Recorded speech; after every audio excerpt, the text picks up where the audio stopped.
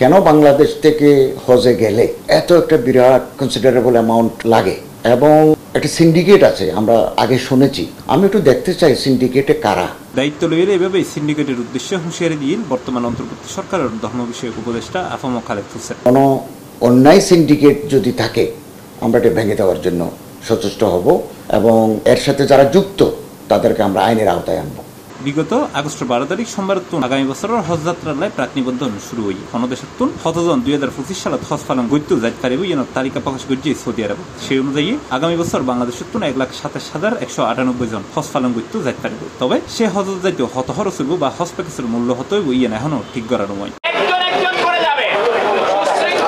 এর মধ্যে আগর সাইতে হজর খরচ সময়ের যৌক্তিক পর্যায়ে আনতেও সংশ্লিষ্ট মন্ত্রণালয় হাত শুরু করছে বলে জানাই অন্তর্বর্তী সরকারের উপদেষ্টা সৈয়দা রিজওয়ানা হাসান। বৃহস্পতিবার প্রধান উপদেষ্টার বাসভবন যমুনাথ উপদেষ্টা পরিষদের বৈঠক শেষে সাংবাদিকদের মুখোমুখি হয়ে হতা হয় তিনি। হজ একটা অনেক বড় ব্যাপার বাংলাদেশি মুসলমানদের জন্য। এই হজের ক্ষেত্রে একটা সিন্ডিকেট আমরা দেখতে পাই যেটা হজের প্যাকেজের মূল্য অনেকটা বাড়িয়ে তোলে।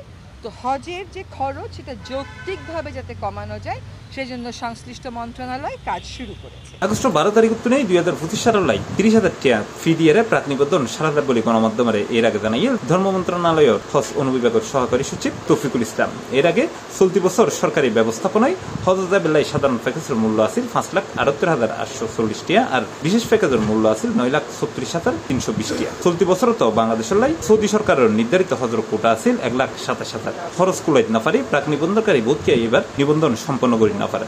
এহতালাই এবছর বাংলাদেশি হজ পালনকারী এর সংখ্যা দিয়ে 85,112 জন। C plus TV, Chittagong.